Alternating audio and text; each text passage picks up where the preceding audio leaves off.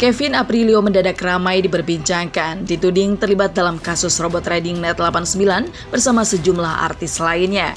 Kevin pun memberikan klarifikasi dan membantah dengan tegas bahwa dirinya hanya membantu temannya untuk berpromosi dengan memberikan sebuah testimoni.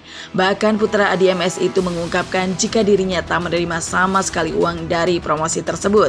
Sebelumnya, Kevin bersama artis lainnya seperti Atta Halilintar, Taki Malik, Mario Teguh, dan Adri Prakarsa dilaporkan oleh 230 orang yang mengaku sebagai korban investasi bodong ke Barreskrim Polri pada 26 Oktober 2022 lalu. Yang kemudian, Kevin pun buka suara karena merasa dirugikan atas kabar miring tersebut. Mudah-mudahan dari klarifikasi saya dan Bang Minola ini bisa meluruskan dan sedikit memberi edukasi bahwa kami ini bukan orang yang suka seperti ini. Masa suka cari-cari sensasi yang gimana gitu. Kalau lagi susah pun saya lebih baik melakukan hal lain gitu. Saya nggak akan menipu orang gitu. Karena ya ayah saya mengajarkan nama baik itu lebih penting dari uang gitu. Jadi itu saya rasa cukup jadi pedoman hidup saya. Saya cuma bantu teman saya aja.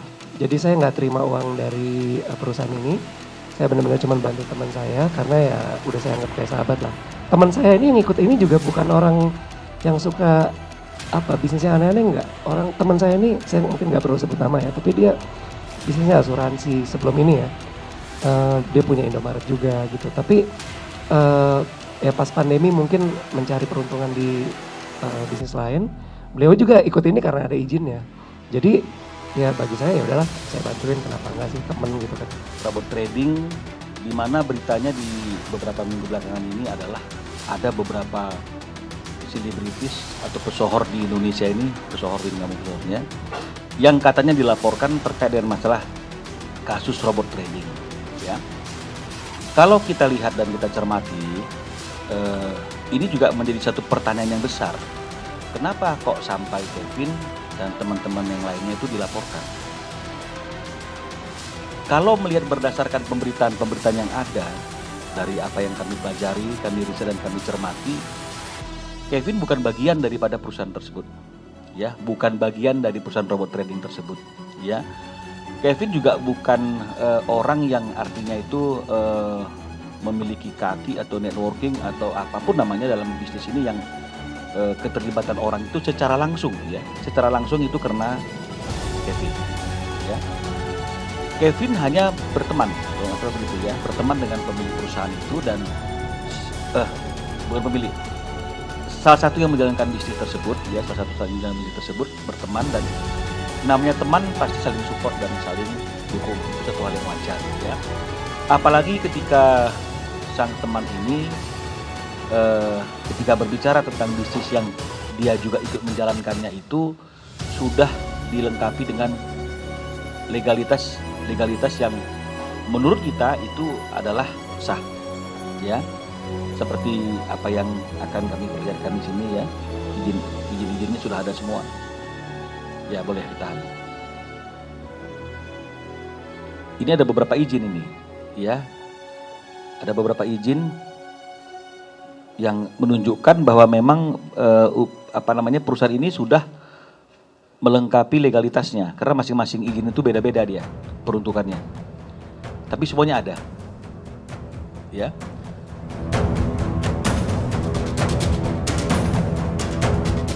Kevin Aprilio mengaku bahwa dirinya memang pernah mempromosikan robot trading Net89.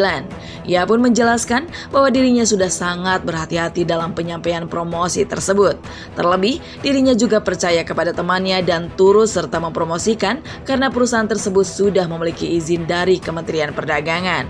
Sehingga keyboardis Pierre Tel ini pun tak terima jika dirinya terseret kasus tersebut dan menilai bahwa itu tak adil baginya. Waktu itu bersedia membuat testimoni di Zoom meeting salah satu teman saya di Net89 ini. Nah, setahu saya Net89 itu adalah robot trading yang dijual oleh PT SMI, PT Symbiotic Multitalenta Indonesia. Nah, perusahaan ini sudah berdiri dari tahun 2017 ya kalau nggak salah Pak ya, 2017 kan? Ya, berarti umurnya sudah 5 tahun. Nah, saya memberi testimoni itu kalau nggak salah tahun ini Januari, which is itu udah kayak tahun ke-5-nya ya. Jadi kayak udah running lama. Saat saya memberi testimoni, teman saya memberikan izinnya lengkap, tidak ada salahnya saya mempromosikan sesuatu yang legal, ya. Jadi memang legal.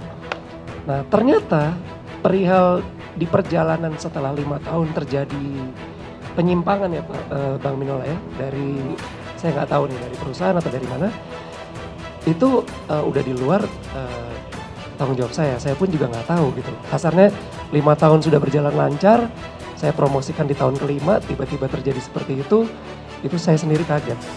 Jadi benar-benar menurut saya tidak fair kalau saya disalahkan sebagai yang diduga mempromosikan sesuatu yang ilegal, karena dasarnya legal.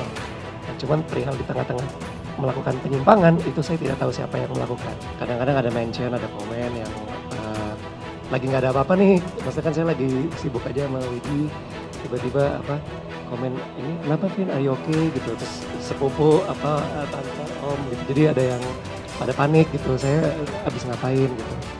Ya itu kan kerugian dalam bentuk moral aja sih ya. Memang materi sih enggak, cuman lebih ke ya ya sama rekan-rekan wartawan kan WhatsApp saya juga jadi nggak enak nih. Ya udah deh saya kumpulin aja. Jadi maksudnya kalau itu mah bukan kerugian gitu, itu saya silaturahmi ya. Cuman maksudnya kalau yang lain-lain itu lagi ngeganggu lah ininya ritmenya saya jadi keganggu dikit gitu. Ini tuh kayak testimoni ringan aja.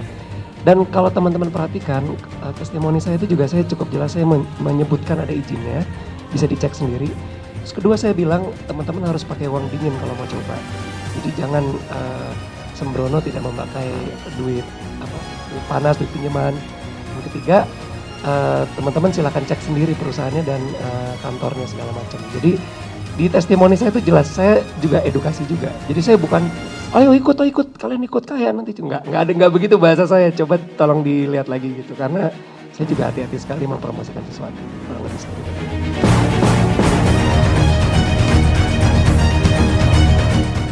Niat hati ingin membantu teman, sayang namanya justru ikut terseret lantaran robot trading tersebut tersandung dugaan penipuan dan penggelapan ketika memasuki tahun kelima. Kevin benar-benar tak menyangka pertemuan terbatas melalui aplikasi Zoom meeting tersebut justru disebar dan menjadi viral. Dan meski pihak kepolisian belum melayangkan surat panggilan untuknya, Kevin mengaku siap untuk menjalani pemeriksaan terkait kasus robot trading tersebut.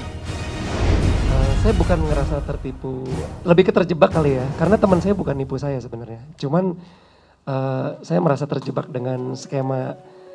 Gak nyangka aja bahwa ada kondisi yang seperti ini, bukan tertipu juga kan? Ya lebih ke gak nyangka sih, karena teman saya bukan penipu, saya bisa jamin. Tapi ya itu seperti itu Pak. Saya senang ditemenin soalnya.